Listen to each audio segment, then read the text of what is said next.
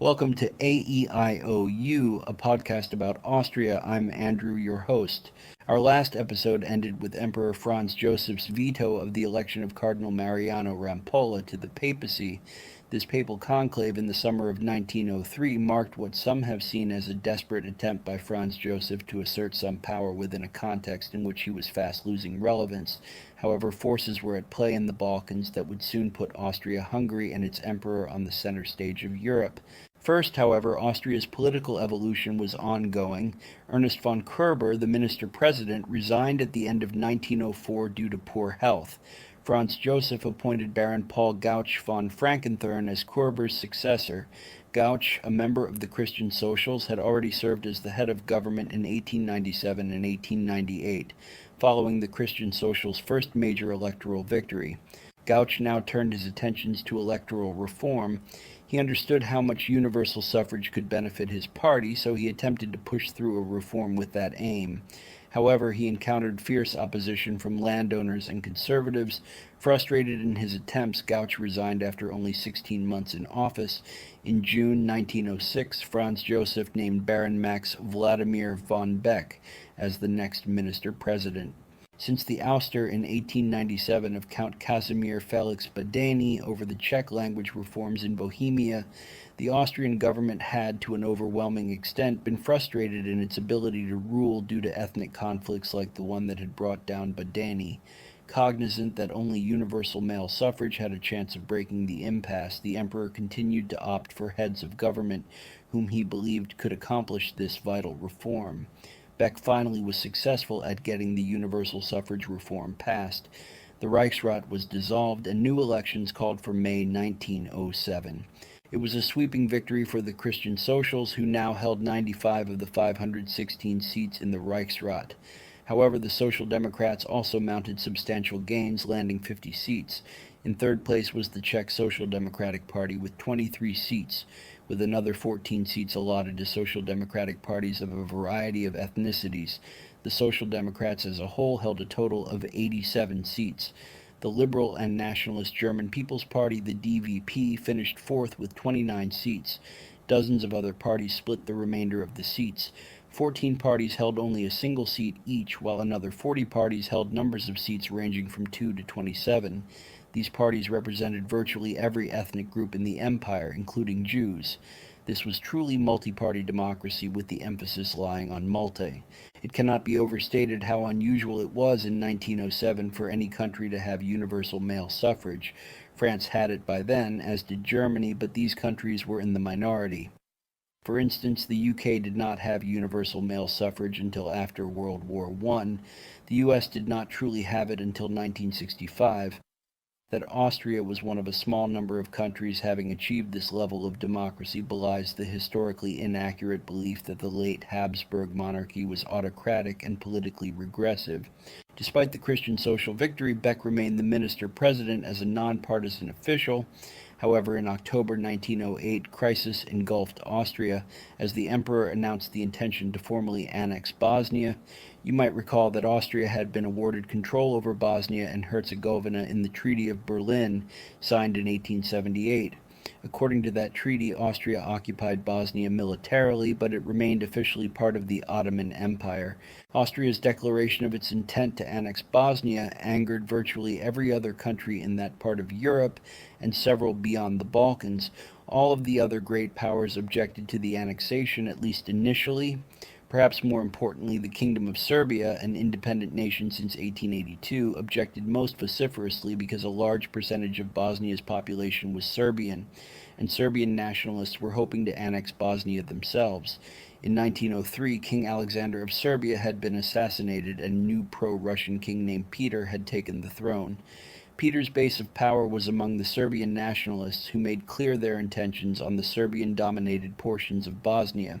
The plan by Austria to annex Bosnia was devised in the Austro-Hungarian Foreign Ministry, led in 1907 by Alois Aehrenthal.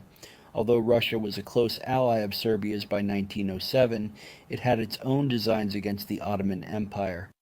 The Russians sought access to the Dardanelles, the straits connecting the Black Sea to the Mediterranean. However, attaining this territory would require accommodations from the other great powers. In a letter sent in the summer of 1908 from St. Petersburg, the Russian Foreign Minister Alexander Izvolsky proposed to Aehrenthal allowing Austria to annex Bosnia in exchange for Austria's support for Russia's incursion into Turkey. The two foreign ministers met in September at Buchlau Castle in Moravia and hammered out a deal, or so Aehrenthal thought. When the annexation was announced, all hell broke loose. Not only did the Ottomans obviously object to the annexation, but Serbia also mobilized its army and demanded a slice of Bosnia for itself. Although Serbia's demand for territory was rejected, Austria did agree to pay the Turks for the annexation of Bosnia. Meanwhile, because the annexation was technically a violation of the 1878 treaty, under which Austria had gained military control over Bosnia, the great powers would have to convene and discuss Austria's plans. Most of the great powers could live with Austria annexing Bosnia, but they were less thrilled about Russia controlling the Dardanelles and refused to approve the Russian plan. Izvolsky was incensed and attacked Aehrenthal personally in quite anti-Semitic terms, despite Aehrenthal not being Jewish. Russia rattled its sabers and implicated it would act to protect its own interests as well as those of its ally Serbia. But in the end, Russia backed down. By the end of March 1909, the crisis was over and Austria's annexation of Bosnia a fait accompli. The 1878 treaty was amended accordingly by the end of April. Obviously, tension in the Balkans would not end here. Rather, as we'll discuss shortly, two wars in the Balkans would break out in 1912 and 1913, respectively, before World War I was ultimately caused by the assassination of the Crown Prince of Austria in Sarajevo, the capital of Bosnia. But we're not quite there yet. Back in Vienna, the Bosnian crisis had brought down Beck's government. The emperor appointed Count Richard von Bienerth-Schmerling as Beck's successor, and elections were eventually called for June 1911, with runoffs to be held in July. This election, the last for the Habsburg monarchy, would be another victory for the Christian Socials, although their number of seats would decrease from 95 to 73. The Social Democrats also lost seats, finishing down 6 seats for a total of 81 split across multiple ethnic sections. Finally, the DVP lost 8 seats.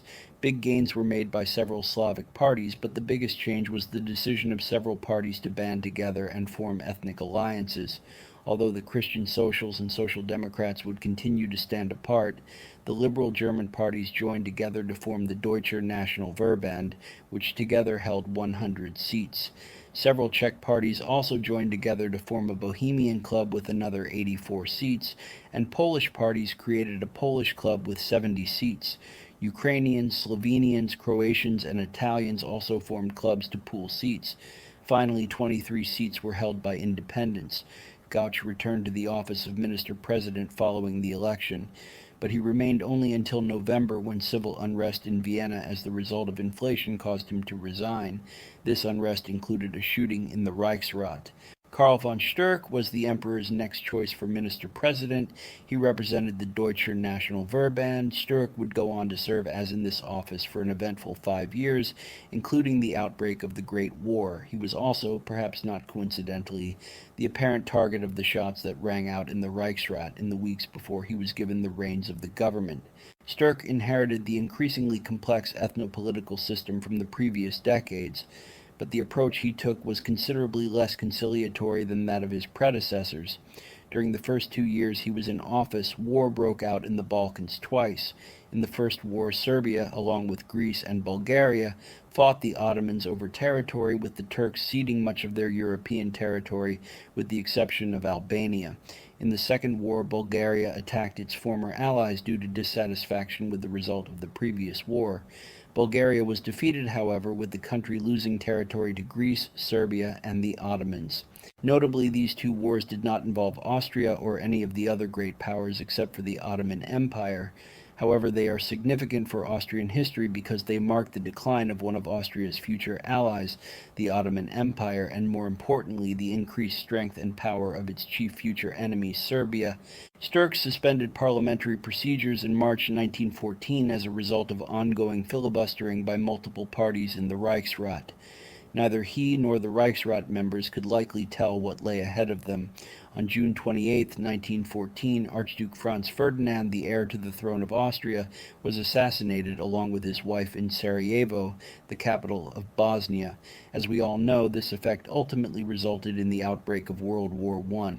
Before we get to the war, however, we should consider briefly why Franz Ferdinand was the heir apparent in the first place. After all, he was not the emperor's son or grandson. We discussed in the previous episode how Emperor Franz Joseph's son, Rudolf, had committed suicide in 1889. However, we did not discuss the specific circumstances or how it affected the line of succession to the emperor. Briefly, on January 30th, 1889, Rudolf and his lover, Baroness Mary Vautsera, were found dead at a hunting lodge in Meierling in Lower Austria, not far from Vienna. Rudolf was then 30 years old and married to Princess Stephanie of Belgium. In contrast, the Baroness was a mere 17 years old.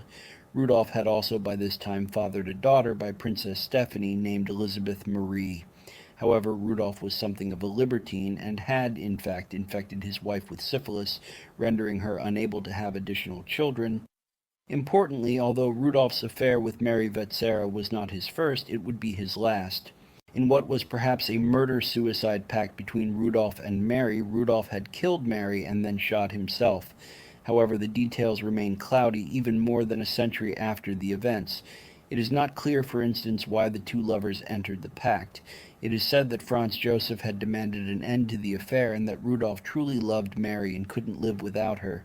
That is certainly one possibility. Another version of the event states that Mary, in fact, died from a botched abortion and that Rudolf shot himself out of grief. Finally, there is the possibility that, mad with syphilis himself, Rudolf simply murdered Mary before killing himself and that she had agreed to no pact at all. The real events are unclear because of a concerted cover-up by the royal family and government, at the time led by Eduard Taff. Eventually, the consensus became that, at the very least, Rudolf had taken his own life. As we discussed in the previous episode, the Vatican refused a funeral mass for Rudolf, although he was allowed to be buried in the sanctified ground of the Habsburg Mausoleum. With Rudolf dead and the Salic law, which forbade female monarchs, preventing Rudolf's daughter from being in the line of succession, the crown prince was now the emperor's brother, Karl Ludwig. However, he died in 1896, so the next man in line to the throne from then until his own death was Karl Ludwig's eldest son, Franz Ferdinand. Franz Ferdinand's tenure as heir apparent was eventful, with the Archduke circumnavigating the globe in the early 1890s and frequently going on hunts to gain trophies to hang on the walls of his castle, Schloss Konopischt, located in Bohemia. In 1913, he was appointed Inspector General of the Austro-Hungarian Armed Forces and so wielded substantial power over one of the empire's most important institutions. Franz Ferdinand married Countess Sophie Chotek in 1900. Because she did not come from a royal family herself, one of the terms of the marriage was renunciation of the throne to Austria by their sons. As noted, Countess Sophie died alongside her husband in Sarajevo in 1914. We'll pick up here in the next episode with the assassination and its aftermath. Thanks for listening.